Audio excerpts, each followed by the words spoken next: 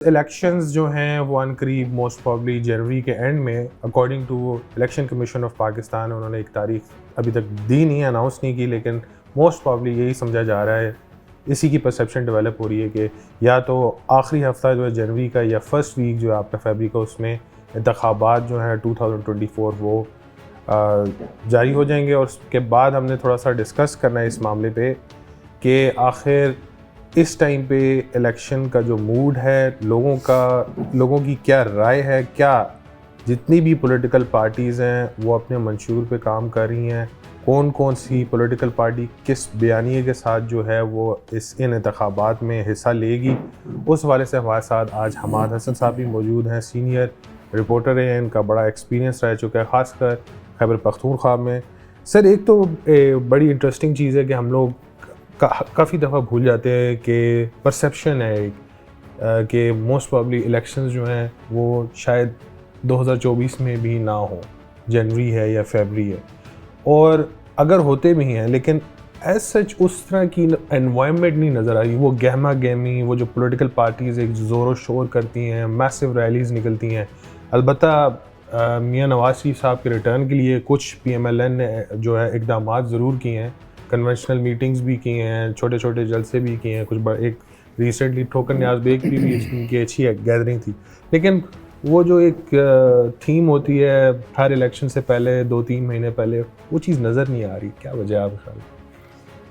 دیکھیں، اس وقت جو فضا ہے، جو ہمارے سامنے جو سینیریو ہے، جب ہم اسے دیکھتے ہیں تو یوں لگ رہا ہے جیسے الیکشن ایک ثانوی چیز بن کر رہ گئی ہے. یعنی آپ دیکھیں، ڈالر کی اڑان جاری تھی اور ڈالر 334 کو کراس کر گیا تھا اور بہت تیزی کے ساتھ آگے جا رہا تھا، اور پھر اس پر پاؤں رکھ دیا گیا، بڑے سٹیپس لیے گئے ریاست نے، اور پھر خصوصاً آرمی چیف نے اس پہ بڑا.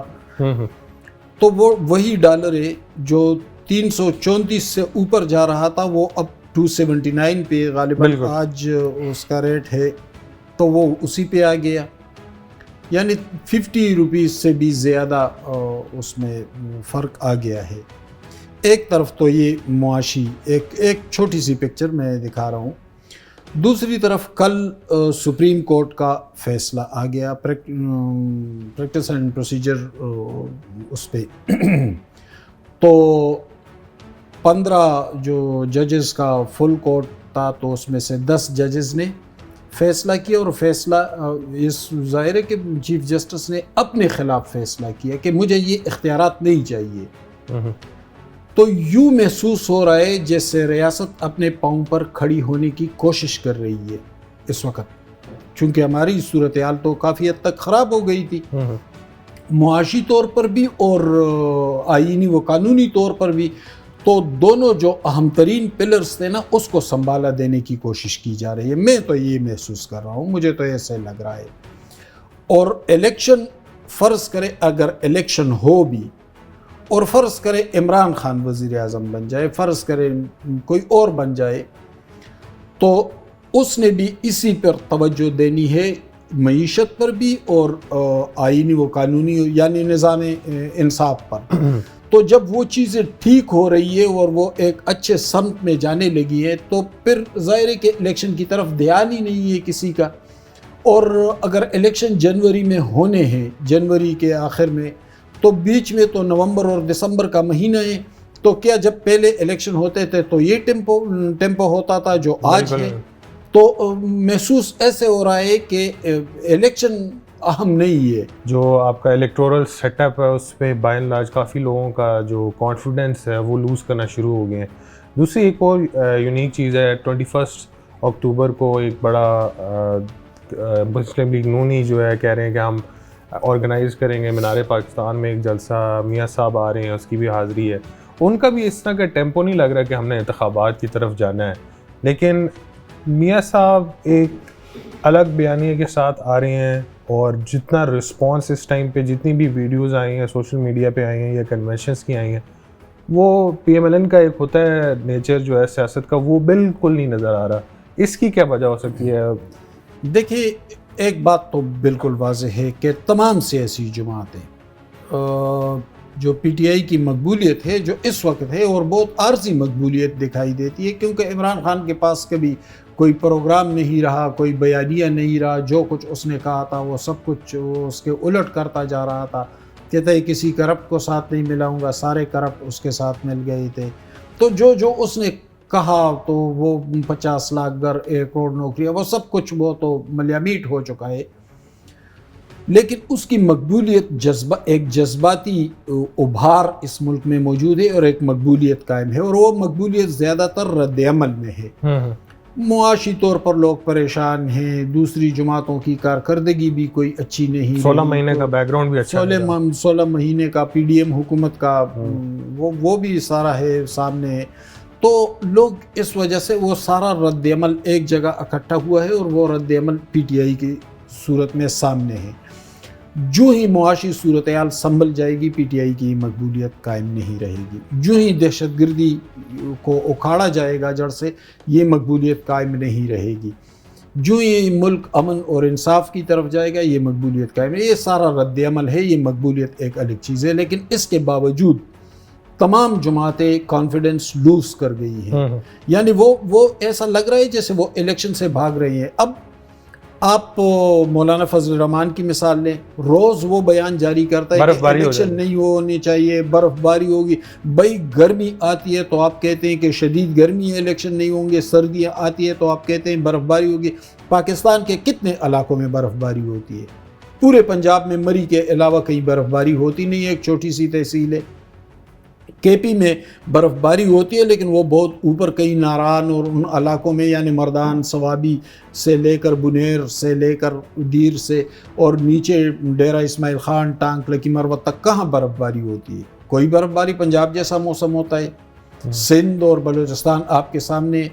تو یہ جو بہانے بنا رہی ہیں نا سیاستدان، تو یہ واضح طور پر وہ یہ میسج دے رہے ہیں کہ بھئی ہم تو عمران خان کی مقبولیت سے خوفزدہ ہیں۔ یقیناً عمران خان کی مقبولیت ہے، لیکن سیاسی جماعتیں خوفزدہ نہیں ہوتی۔ بھٹو صاحب کی بڑی مقبولیت تھی 70s میں، لیکن جو مخالف جماعتیں تھیں وہ ڈٹ گئی تھی، اور خیبر پختونخوا میں جمعیت العلماء اسلام اور ولی خان نے مخلوط حکومت بنائی تھی۔ بلوچستان میں بھی عطا اللہ مینگل وزیر اعلیٰ بنے تھے اور وہاں پہ ایک مخلوط حکومت بنی تھی۔ تو پنجاب میں چودھری ظہور الہی اور یہ لوگ بھٹو کے مقابلے میں مزاحمت کرتے رہے تھے سیاسی، حالانکہ بہت مقبول تھے بھٹو صاحب، لیکن جو ان کی مخالف جماعتیں تھیں وہ ڈٹ کر کھڑی ہوئی تھی، وہ الیکشن سے بھی نہیں بھاگی، وہ سیاسی میدان سے بھی نہیں بھاگی۔ لیکن یہاں تو صورتحال کچھ ایسا ہے، بہت ڈرے سہمے نظر آ رہے ہیں سیاستدان۔ بھائی آپ کہیں کہ الیکشن کروا دیں، ہم الیکشن میں اتریں گے، کیا ہوگا؟ زیادہ سے زیادہ ہار جائیں گے نا۔ تو یہ سیاست میں کون سی نئی بات ہے؟ سیاستدان ہارتے بھی ہیں، جیتتے بھی ہیں، یہ کون سی بڑی بات ہے؟ آپ کے تو رنگ فک ہو گئے ہیں، آپ تو پیچھے ہٹ رہے ہیں، بھاگ رہے ہیں، الیکشن نہیں ہونی چاہیے، برف باری ہو رہی ہے۔ میاں صاحب کے پاس کوئی واضح بیانیہ نہیں ہے، ووٹ کو عزت دو کا بیانیہ تھا، وہ پی ڈی ایم حکومت 16 ماہ اقتدار میں رہی تو کون سی وہ ووٹ کو عزت دی گئی؟ بھائی اگر کارکردگی اس وقت ہے تو کم از کم اداروں کی ہے، سیاستدانوں کی کارکردگی بہت کمزور جا رہی ہے۔ جی بالکل۔ اچھا، یہ مجھے جس طرح آپ نے مینشن کیا ہے، مولانا فضل الرحمان نے کہا کہ جی برف باری ہو جائے گی ونٹرز میں، اس وجہ سے جو ہے الیکشنز کو آگے کرنا چاہیے۔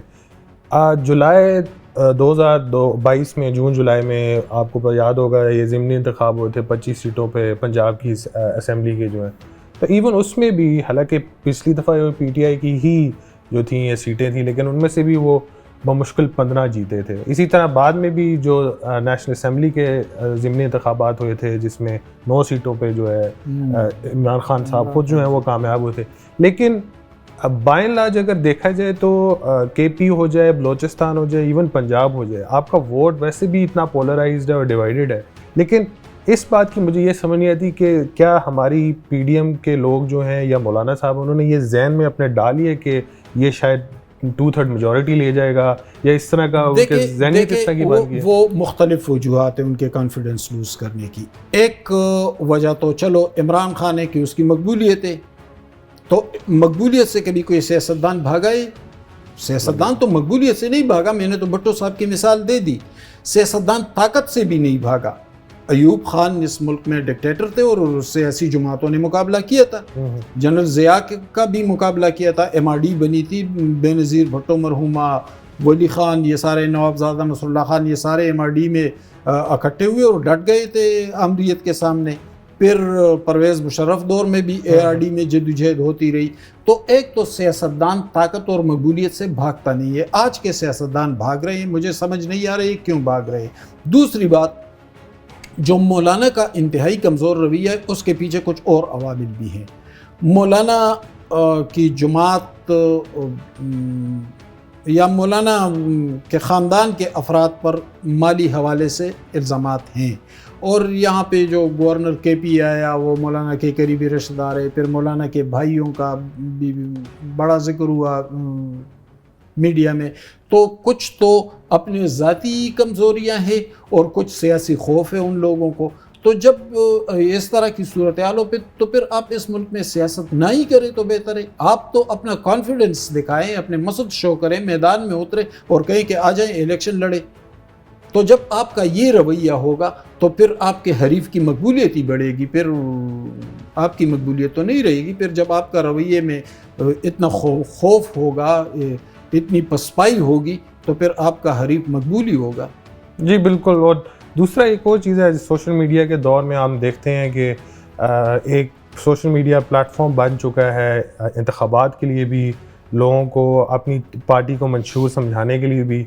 لیکن جہاں پہ سوشل میڈیا پہ پی ٹی آئی کی اتنی پاپولیرٹی ہے, پی ایم ایل این ان کے پروگرامز کو کبھی کبھار کاپی کرنے کی ضرور کوشش کرتی ہے, کوئی نئی چیز وہ ایڈ نہیں کر سکے. اور کافی عرصے سے میں یہ چیز آبزرو کروں کہ سوشل میڈیا پہ پریزنس جو ایک ٹائم پہ تھی نون لیگ کی, کافی اچھی اسٹرانگ پریزنس تھی, وہ نہیں رہے گی. اس کی کیا وجہ ہو سکتی؟ دیکھیں, اس کی بڑی وجہ جو ہے نا وہ مریم نواز ہے. وہ ان کے رویے میں بھی وہی رنگ ہے جو عمران خان کے رویے میں ہے. ایک خودسری ہے اور ایک تکبر بھی نمایاں ہے. ان کے ارد گرد جو لوگ بیٹھے ہوئے ہیں, مریم اورنگزیب, تو ہم تو جانتے ہیں کہ مریم اورنگزیب مالی طور پر کیا معاملات رہے, وہ جیل بھی نہیں گئی, بہت ساری باتیں, چلو وہ کسی اور فورم پہ ڈسکس کریں گے.